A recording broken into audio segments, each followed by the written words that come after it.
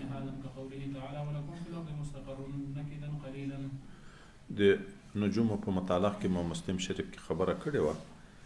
دغه درې ځایه هلته هم ذکر و د قرآن نه د ستورو په مطالعه کې درې شیان معلومیږي.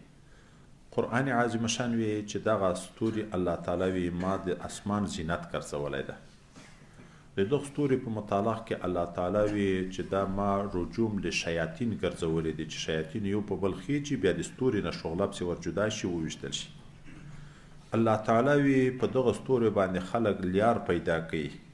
دا درې شیان د قرآن نه معلوم دي. دغه کې خبره عبث نه ده.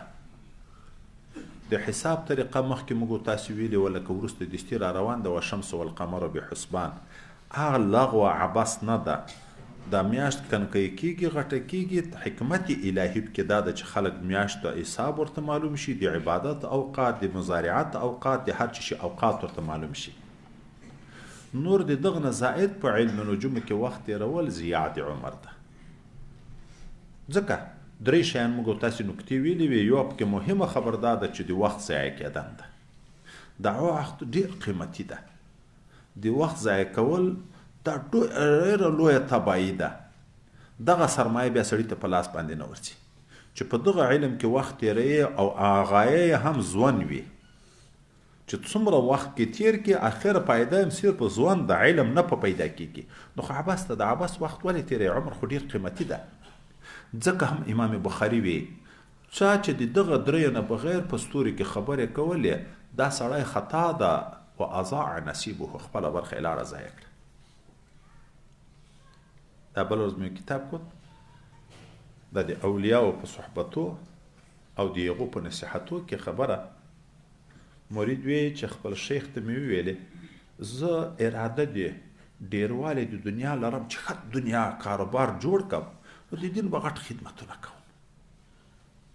وایي د لنډ راته ویلې وخت مه ضایع کوه. ته چې دا سوچ کوې چې داسې به کم داسې به کم دا مو د عمر ضایع کېدن ده. داسې وایي فرض که د ځان سره داسې فرض که چې زه د دغه ټول ښار مالک یم، دا ټول دوکانونه د ما دي، دا ټولې مځکې د ما دي، دا ټول نوکران د ما دي، خو ما ته په قدر د خپل حاجت روپۍ راکوي دا نورې راته ذخیره کوي. تنبیه ده په دې تا ته کوم شی په لاس درځي چې کوم د حاجت خدای د هغو ذمه اخیستې ده که نه ده اخیستې؟ هغه خو خدای پاک درکوي که نه، الله د هغه ذمه اخیستې ده. ټول ښار د تای خو بیرته به هغه ګوله خوري چې هغه درته لیکلې ده. زیات یې هغه نه خوړی شي، زیات یې هغه نه اغوستی شي، زیات یې هغه نه صدقې کړی شي چې هغه ښه نیت کوي صدقې، خو چې کوم درته مقدرې صدقه به هم یې غومره کې، خوراک به هم یې غومره کې، پوښاک به دا نور سوچ ولې خرابوي چې په دغه کې وخت تېروي چې داسې به کم تدبیر جوړوي، داسې دنیا جوړه کم، بیا دا وکم دا وکم. د هغه په ځای دغه سوچ ولې د خدای پاک په حب کې نه تېروي، د رسول الله محبت کې، د آخرت په فکر کې، په ذکر کې دا وخت ولې نه تېروي چې دا یوه غنټه ته سوچ وایې په یوه غنټه کې د الله تعالی ذکر په زرهاو وارې کېږي. نو چې په ستوري کې وخت تېروي، د علم نجوم کې وخت تېروي، یا بالفرض که په منطق او فلسفه کې وخت تېروي په کلو کلو، خو هغه روا صرف په قدر د ضرورت او د حالتیت په انداز صرف روا دي، روا نور اهمیت خو یې نشته. دا اساخوچي دا تر قاضي پورې چې چا ټول یاد وي خپله مقصود ده، خو صرف په طریقه د استدلال لږ پوه شي. نور خو لذاتي خو بیخي دا نه کنه، نو ولې مستقل وخت یې ورته ورکوي؟ خو صرف په قدر د کفایت باندې، په قدر د ضرورت باندې د هغه نه څه شی حاصل کړه چې دا نورو ته لیار خلاصه شي، هغه طریقه درته معلومه شي. لو کان فیهما آلهة په وپېژنې چې دا برهان تمانع ده که کوم برهان ده، هغه طریقه خو د قرآن په زده کې. نور خو یخ طرف ته خدای مقصود لذاته نه دی. باب صفة الشمس والقمر بحسبان قال مجاهد كحسبان الضحى وقال غيره بحساب ومنازل لا يعد عنها حسبان جماعة حساب مثل شهاب وشهبان ضحاها ضوءها أن تدرك القمر لا يستر ضوء أحدهما ضوء الآخر ولا ينبغي لهما ذلك سابق النهار تطالبان حثيثين نسلخ نخرج أحدهما من الآخرين. من الآخر ويجري كل واحد منهما واهية وهي تشققها أرجائها ما لم ينشق منها فهم على حافتيه كقولك على أرجاء البير أغطش وجن وأظلم. وقال الحسن كورت تكور حتى تذهب ضوءها. ويقال والليل الموسى جمع من دابة اتسق استوى بروجا منازل الشمس والقمر الحرور بالنهار مع شمسه. وقال ابن عباس رضي الله عنهما ورؤبة الحرور بالليل والسمو بالنهار. ويقال يولج يكبر وليجدا كل شيء أدخلته في شيء. وبسند المتصل منا الى امير المؤمنين في الحديث محمد بن اسماعيل البخاري قال حدثنا محمد بن يوسف قال حدثنا سفيان عن الاعمش عن ابراهيم التيمي عن ابي ذر رضي الله عنه قال النبي صلى الله عليه وسلم لابي ذر رضي الله عنه حين غربت الشمس اتدري اين تذهب؟ قلت الله ورسوله اعلم. قال فانها تذهب حتى تسجد تحت العرش فتستأذن فيؤذن لها ويوشك أن تسجد فلا يقبل منها وتستأذن فلا يؤذن لها يقال لها ارجعي من حيث جئت فتطلع من مغربها فذلك قوله تعالى والشمس تجري لمستقر لها ذلك تقدير العزيز العليم. وبه قال حدثنا مسدد قال حدثنا عبد العزيز بن المختار قال حدثنا عبد الله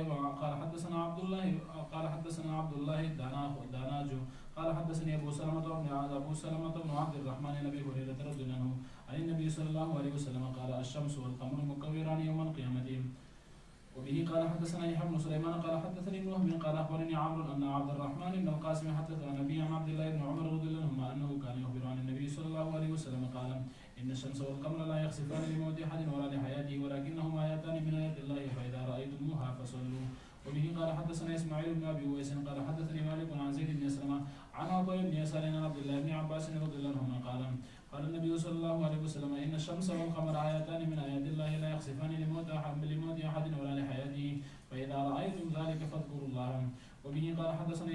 يحيى بن بكير قال حدثنا الليث عن عقيل عن ابن شهاب قال اخبرني عروه ان عائشه رضي الله عنها اخبرته ان رسول الله صلى الله عليه وسلم يوم خسفت الشمس قام فكبر وقرأ قراءة طويلة ثم ركع ركوعا طويلا ثم رفع رأسه فقال سمع الله لمن حمده وقام كما هو فقرأ قراءة طويلة وهي أدنى من القراءة الأولى ثم ركع ركوعا طويلا وهي أدنى من الركعة الأولى ثم سجد سجودا طويلا ثم فعل في الركعة الآخرة مثل ذلك ثم سلم وقد تجلت الشمس فخطب الناس فقال في كسوف الشمس والقمر إنهما آيتان من آيات الله لا يخسفان لموت أحد ولا لحياته فإذا رأيتموهما فافزعوا إلى الصلاة. وبه قال حدثنا محمد بن المثنى قال حدثنا يحيى عن إسماعيل قال حدثني قيس عن أبي مسعود رضي الله عنه النبي صلى الله عليه وسلم قال الشمس والقمر لا ينكسفان لموت أحد ولا لحياته ولكنهما آيتان من آيات الله فإذا رأيتموهما فصلوا. المر سپوږمۍ منازل لري د حرکات په حساب باندې ده د چا د حرکاتو نه میاشت پوره کیږي د چا د حرکاتو نه کال پوره کیږي. لمر خپل منازل په کال کې توی کوي سپوږمۍ خپل منازل په 28 ورځو کې طی کوي چې 14 ورځې یو طرف ته روانې 14 ورځې بل طرف ته روانې. د دې حساب طریقه خدای متعال د دوی په واسطه باندې خلکو ته ښکاره کوي چې مواسم د عباداتو د هر څه ورته ښکاره شي. نور دغه لمر او سپوږمۍ د خدای پاک د قدرت نښانې دي. کله چې تندر وینیسي نور مسله مې مخکې ویلې ده خلک نسبت مرګ ته یا حیات یو چاته کوي. رسول الله صلی الله علیه وسلم الله تعالی چې لمر یا سپوږمۍ په تندر باندې نیسي د خپل قدرت اظهار کوي خلک ډاري چې د ګناهو نه راوګرځي تائب شي الله تعالی ته. هغه الله تعالی چې په دې قادر ده چې د ټولې دنیا نه د ټولې مځکې نه څو چنده لمر غټ ده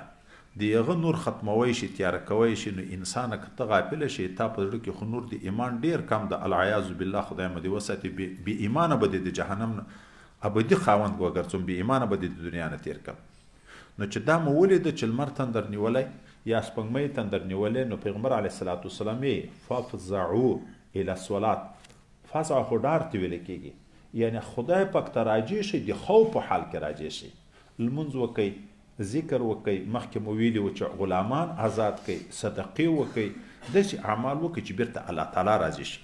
او تر څه وخته یې کوئ تر هغه وخته پورې خدای ته ژړا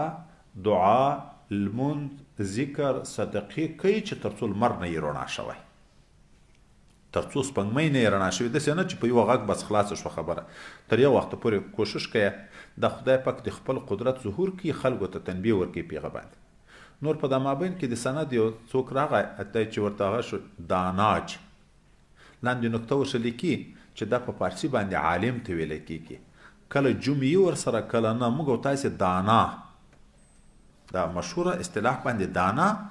عالم ته ویایو د فارسي په لحاظ وایي کله جمعي ورسره کله جمنی ورسره داناج او دانا دواړه په معنا دی عالم باندې راځي دا نو د یو عالم صفت ته چې ذکر کو چې یعنې ډېر ښه ماهر عالم نور د لمر او د سپوږمۍ په باب کې دغه خدای پاک موږ پوه کړو په دې باندې چې تاسې حکمت کې دا ده چې حساب درته معلوم شي او دا چې کله کله تغییر پکې راځي نو هم موږ پوه کوي چې خدای پاک خپل قدرت ظهور کوي او دغه باندې موږ پوه کوي چې د دغه لمر خپل اوقات مقرره دي د سیر دپاره چې هغه پوره شي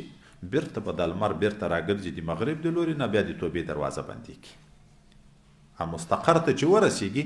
د هغه نه بعد بیا ذاتي ایمان نه قبلیږي بیا توبې نه قبلیږي نو مخکې نه کوشش تاسې توبه وکوئ باب ما جاء في قوله تعالى وهو الذي ارسل الرياح بشرا بين يدي رحمته قاصفا تقصف كل شيء لواقح ملاقح موقحة اعصار ريح عاصف تهب من الارض الى السماء كعمود فيه نار سر برد نشر متفرقة وبه قال حدثنا آدم قال حدثنا شعبة بن الحكم عن مجاهد عن ابن عباس رضي الله عنهما عن النبي صلى الله عليه وسلم قال نصرت بالصباح وهلكت عاد بالدبور به قال حدثنا وكيع بن ابراهيم قال حدثنا ابن جريج عن عطاء عن عائشة رضي الله عنها قالت قال النبي صلى الله عليه وسلم إذا رأى مخيلة في السماء أقبل وأدبر ودخل وخرج وتغير وجهه صلى الله عليه وسلم فإذا أمطرت السماء وسري عنه فعرفته عائشة رضي الله عنها ذلك فقال النبي صلى الله عليه وسلم وما أدري لعله كما قال قوم فلما رأوه عارضا مستقبل أوديتهم الآية بادونه خدای پاک پیدا کړي دام په مخلوق کې دی بدء الخلق ده او بادونه خدای متعال پیدا کړي دی رب کریم یو څه نکتیم ذکر کړي د باران مخکې زیره ورکون کې دی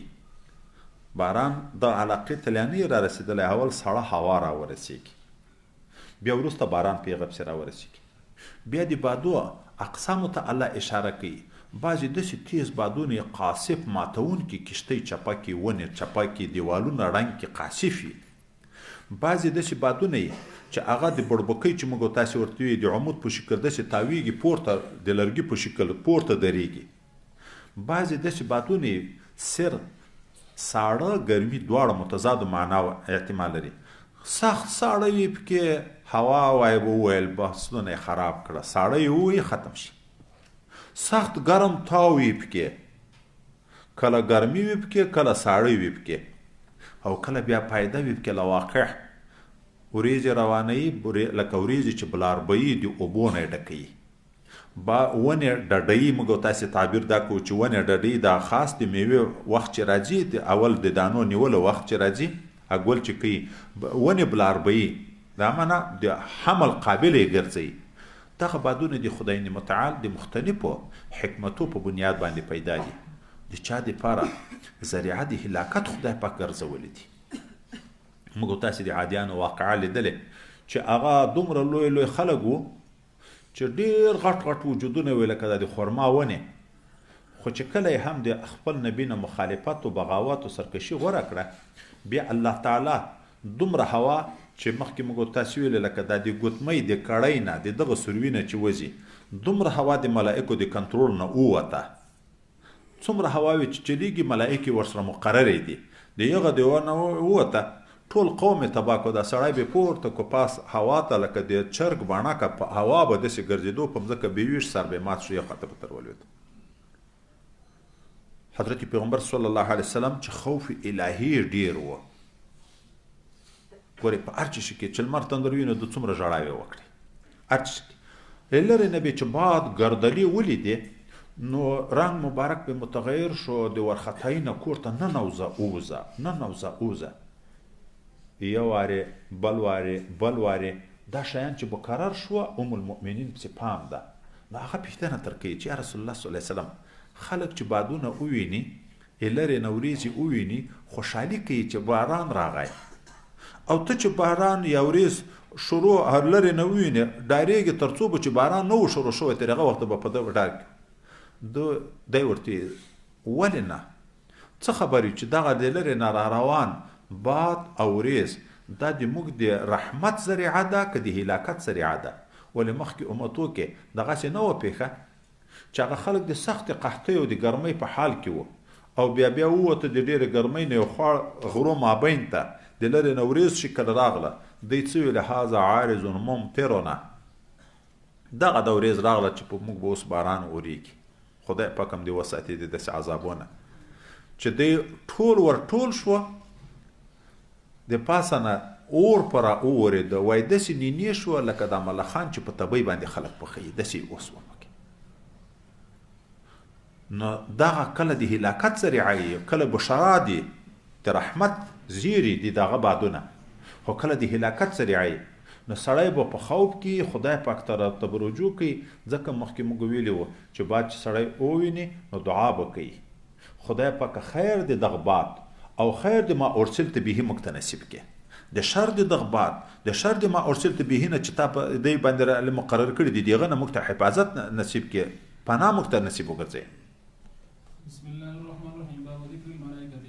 وقال انس بن مالك رضي الله عنه قال عبد الله بن سلام رضي الله عنه للنبي صلى الله عليه وسلم ان جبرائيل عليه السلام عدو اليهود من الملائكة وقال ابن عباس رضي الله عنهما لا نحن الصافون الملائكة یعنی دغه قول قائل ملائکه دي ملائکه وی انا لنحن الصافون هر ملائکه خپل مقام لري په عبادت کې صف صف ولاړ د عرش عظیم نم صف ولاړ په ورځ د قیامت بم صف درېږي هر یو خپل مقام لري د خدای پاک د امر نه د طرفه العین په انداز باندې مخالفت نه کوي وبه قال حدثنا هدوة بن خالد قال حدثنا همام بن قتادة وقال لي خليفة قال حدثنا يزيد بن زرين قال حدثنا سعيد وهشام قال حدثنا قتادة قال حدثنا انس بن مالك عن مالك بن صعصعة الانصاري رضي الله عنه قال النبي صلى الله عليه وسلم بين انا عند البيت بين النائم واليقظان فذكر رجلا بين الرجلين فأوتيت بتصل من ذهب ملئ حكمة وإيمانا فشق من النحر إلى مراقي البطن ثم غسل البطن بماء زمزم ثم ملئ حكمة وإيمانا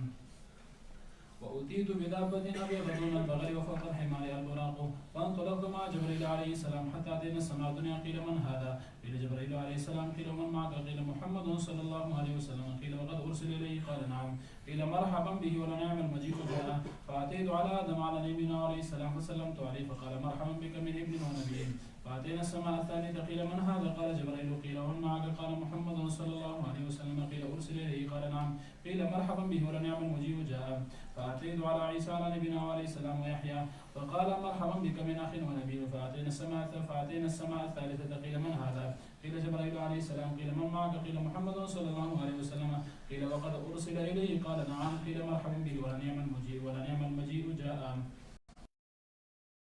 نبينا عليه السلام فسلمت عليه فقال مرحبا بك من أخ ونبي فأتينا السماء الرابعة قيل من هذا؟ قال جبريل قيل من معك؟ قيل محمد صلى الله عليه وسلم قيل وقد أرسل إليه قيل نعم قيل مرحبا به ولنعم المجيء جاء فأتيت على إدريس عليه السلام فسلمت عليه فقال مرحبا بك من أخ ونبي فأتينا السماء الخامسة قيل من هذا؟ قيل جبريل عليه السلام قيل ومن معك؟ قيل محمد صلى الله عليه وسلم قيل وقد أرسل إليه قيل نعم قال ولنعم المجيء جاء فأتيت على موسى عليه السلام فسلمت عليه فقال مرحبا بك من أخ ونبي فلما جاوزت بكى فقيل ما أبكاك؟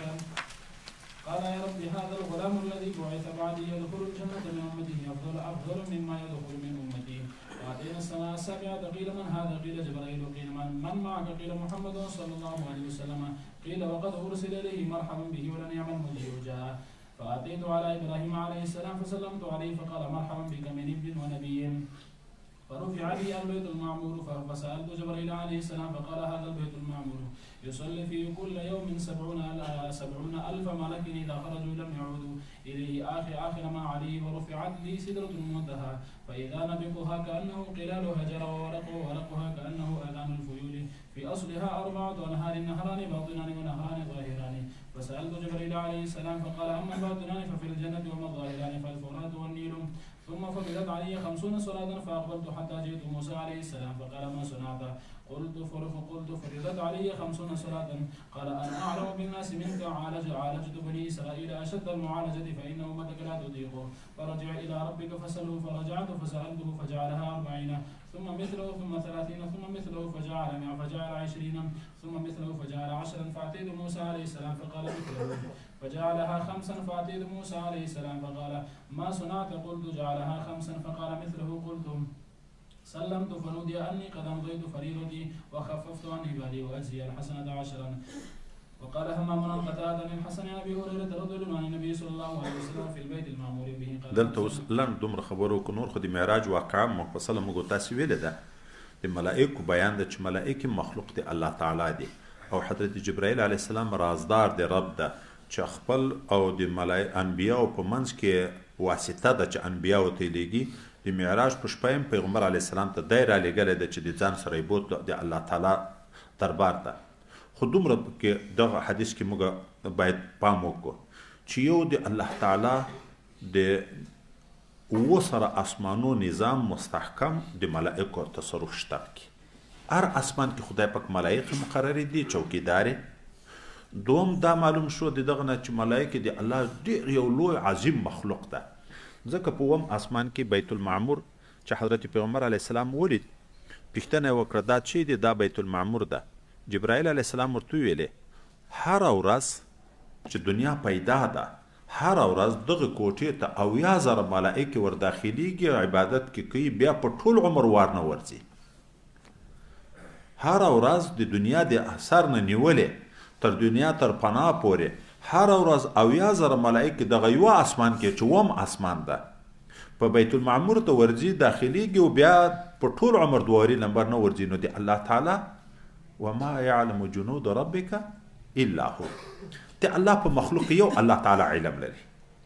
دومره عجیب مخلوق ده. دغه ملائکه کې موږ دومره عقیده پکار ده چې دا نورانی مخلوق ده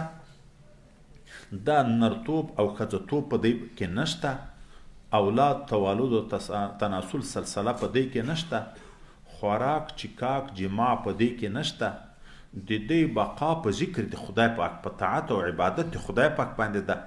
په ټول عمر باندې د الله د حکم نه سرکشي نه کوي او دغه الله تعالی د مختلفو حکمتو لپاره پیدا کړي دي د دې مختلف سلسلې دي. بعضې د دې لپاره پیدا دي چې انبیاو ته وحی راوړي بعضې د عذابو د نزول لپاره پیدا دي بعضې د قبر د عذابو د سوال او د جواب لپاره پیدا دي بعضې د باران او د هوا او د وریځو د نزول او د راوتګ لپاره د هغو لپاره پیدا دي بعضې د دې لپاره پیدا دي چې صرف د خدای پاک په ذکر لګیا دي بعضې د دې لپاره پیدا دي چې په مجلس د ذکرو پسې ګرځي چې په دنیا کې چیرې ذکرونه دي هغه محفلو ته ورځي الله ته ورسره شریکېږي بعضې د انسان د حفاظت لپاره پیدا دي چې په خوب کې چې دلته ضرر ونه رسي مخته او شاته ملائکې ورسره روانې وي. د مختلفو حکمتو او مقاصدو لپاره الله تعالی پیدا دي. هر یو په خپل مقصد کې کامل مطیع ده حتی چې وروسته را روان چې جبرائیل علیه السلام ته حضرت پیغمبر علیه السلام یې ډېر ولې نه راځي هغه ورته وما نتنزل الا بامر ربک زړه د مام غواړي د تاسو صحبت ملاقات خو د الله د امر نه بغیر زه نشم راتلی یو چاته ورتګم د خدای د اذن نه بغیر نشته ټول عمر فرمانبردار دي عصیان نشته لحاظه د دغه وجه نه یو خطرناکه ټوکه په خلکو کې رواج ده کفر ته په وجه د شرع د ابوالمنتهي اخر یعنې موږ تاسې د عقایدو کتاب په اخر کې بعضې ټوکې د کفر په ځای کې را نقل کوي بعضې عوام یوه ټوکه کوي وایي علما سخاوت نه لري خیر و خیرات نه کوي چیرې هم که کومه ورځ عالم سخاوت وکړو په اسمان کې ملائکې د خوشحالۍ نه ډول ووایي دوی ټوکه بولي په دې معنا چې العیاذ بالله علماو ته د بخل نسبت هلته بیا ملایکو ته فسق ثابت کی ډول ویل ګناه ده ګناه ثابتول ملائکو ته د قرآن د نص خلاف ته لا یعصون الله فیما امرهم نو په دغه ټوکو کفر ته وځي ټول عمر هغه د خدای پاک د حکم خلاف نه کوي ګناه نه کوي د ګناه ماده په هغو کې نشته د ګناه ماده په هغو کې نشته نفس و شیطان په هغو کې نشته حتی چې بدر ته یې رالېږلې د جنګ دپاره په جنګ پوهېدې نه چې جنګ څنګه کېږي الله تعالی ملائکه ته روح وي چې په غړې سر ته وي او په د لاسو لاسو وي دا د بشري صفات برا او پاک دي دا د الله تعالی نازولی مخلوق ده نو په کوم ځای کې چې دا وي په هغه ځای د خدای رحمت وي مجلس ذکر د عبادت ځایونه نیک محلونه هغه د ځای د شهود د ملائکه او د چې په هغه ځای کې ملائکه حاضر کړي د فسق او د فجور ځایونه د لهو او د لعب ځایونه ځای د حضور د شیاطینو د چې په هغه کې شیاطین حاضرېږي کوم ځای کې چې شیاطین حاضرېږي په هغه ځای کې د خدای په قهر او غضب راځي کوم ځای کې چې ملائکه فإن الرجل منكم ليعمل حتى ما يكون بينه وبين الجنة إلا ذراع فيسبق عليه كتابه فيعمل بعمل أهل النار ويعمل حتى ما يكون بينه وبين النار إلا ذراع فيسبق عليه كتابه فيعمل بعمل أهل الجنة. اوس دا ملائکه ته یو خو د تقدیر لیکلو حکم خدای پاک کوي هر انسان یو خو تقدیر ازلی شوی ده هر انسان د مور پر رحم کې 40 شپې منی پرته وي بیا وینه تر جوړه شي بیا غوښه تر جوړه شي چې کله انسان مکمل شي روح ورلویږي ملائکه چې مقرر دي په دغه روح ور اچول او ګوري د نن پر رحم کې په دریو پردو کې خدای پاک ملائکه ته تصرف ورکړي روح ورولي هغه بدن ته ور اچي خو دغه ملائکه ته په دغه وخت کې الله حکم وي دغه انسان عمره مولیکه چې دومره بي رزق مولیکه چې په دغه کیفیت باندې بي عمل مولیکه چې په دغه کیفیت باندې بي سعادت او شقاوت مولیکه چې په دغه باندې بي دا ټول مخکې لیکل کیږي او الته خدای پاک دا تصرف ګوره ملائکه د مور پر رحم کې د نن روح وروري او بدن ته ور اچي وبه قال حدثنا محمد بن سلام قال حدثنا مخلد قال اخبرنا ابن جريج قال اخبرني موسى بن عقبه عن نافع قال ابو هريره رضي الله عنه النبي صلى الله عليه وسلم وتابعه ابو عاصم عن ابن جريج قال اخبرني موسى بن عقبه عن نافع عن ابي هريره رضي الله عنه النبي صلى الله عليه وسلم قال إذا أحب الله العبد نادى جبريل عليه السلام إن الله يحب فلانا فأحببه فيحبه جبريل عليه السلام فينادي جبريل في أهل السماء إن الله يحب فلانا فأحبه فيحبه أهل السماء ثم يوضع له القبول في الأرض. دا نن إن شاء الله که صحت په دوم طرف کې میقت چې ورته ویل کېږي المقت من الله د انسان چې محبوب کېږي د خلکو په زړه کې دا د خدای پاکي طرف نه وي چې یو چا ته انسان الله ته محبوب شي جبرائیل علیه السلام ته وی د ما د پلان کې سره محبت ته محبت کوه هغه اعلان په اسمانو کې وکي د اسمان ملائکه دغه انسان سره محبت کوي غاګ راشي مځکه ته د مځکه د خدای د دوستانو په زړه کې فاسقان وای نه دی مراد د الله د دوستانو په زړه کې د انسان محبوب شي د ارز نیک سړي شوقي چې د سره ملاقات کړي وای صحبت په کړي وای دا اثر دی هغه محبت الهی د چې انسان الله ته محبوب شو وګوري اعلان په واسطه د ملائکه کېږي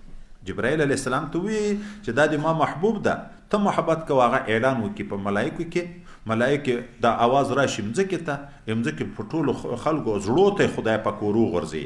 ملائکه الهام کوي زړه ته ورو غورځي سړی سره نه دی لیدلای نه دی تربور ده نه یو روپۍ کومک تر سره کړی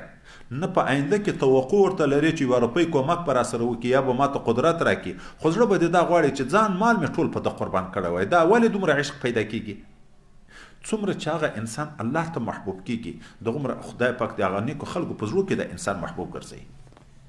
وبه قال حدثنا محمد قال حدثنا ابن ابي مريم قال حدثنا ليث قال حدثنا ابن ابي جعفر محمد بن عبد الرحمن عن عروة بن الزبير عن عائشة رضي الله عنها زوج النبي صلى الله عليه وسلم أنها سمعت رسول الله صلى الله عليه وسلم يقول إن الملائكة تنزل في العنان وهو السحاب فتذكر الأمر قضي في السماء فتسترق شياطين السمع فتسمعه فتوحيه إلى الكهان فيكذبون معها 100 كذبة من عند أنفسهم. وبه قال حدثنا احمد بن يونس قال حدثنا ابراهيم بن سعد قال اخبرنا ابن شهاب عن ابي سلمة بن عبد الرحمن والاغر عن ابي هريره رضي الله عنه قال النبي صلى الله عليه وسلم اذا كان يوم الجمعه كان على كل باب من ابواب المسجد ملائكه يكتبون الاول فالاولا فاذا جلس الامام طووا الصحف وجاءوا يستمعون الذكر. وبه قال حدثنا علي بن عبد الله قال حدثنا سفيان قال حدثنا الزهري عن سعيد بن المسيب قال مر عمر رضي الله عنه في المسجد وحسان رضي الله عنه ينشد فقال كنت انشد فيه من هو خير منك ثم التفت الى ابي هريره رضي الله عنه فقال انشدك بالله اسمعت رسول الله صلى الله عليه وسلم يقول اجب عني اللهم ايده بروح القدس قال نعم. حضرت حسان رضی الله عنه په جمعات کې شعر ویي حضرت عمر فاروق رضی الله عنه څخه تهدید کو د ورته ترتانه خیر پیغمبر علی السلام موجود و ما په جمعات کې شعر ویلای بیا حضرت ابو هریره ته مخ ور واړو تا نه زه په خدای قسم پوښتنه کوم ته د پیغمبر علیه السلام نه دا اورېدلی دي که نه چې ما ته وویلې چې ته د ما نه دفاع وکړه په اشعارو او بیا دا دعا وکړه اللهم ایده بروح القدس روح القدس نه جبرائیل امین حضرت ابو هریره ورته ویلي چې اوه خبره په دې کې ده چې شاعر چې شعر حسن وي ملائکې تایید کوي عالم چې بیان کوي ملائکې تایید کوي او مسلمان چې نیک عمل کوي ملائکې تایید کوي ټول ملائکې د نیکو خلکو په معاونت کې دي بیا هغه نیک عمل په هر عنوان باندې چې وي نور بې بس کو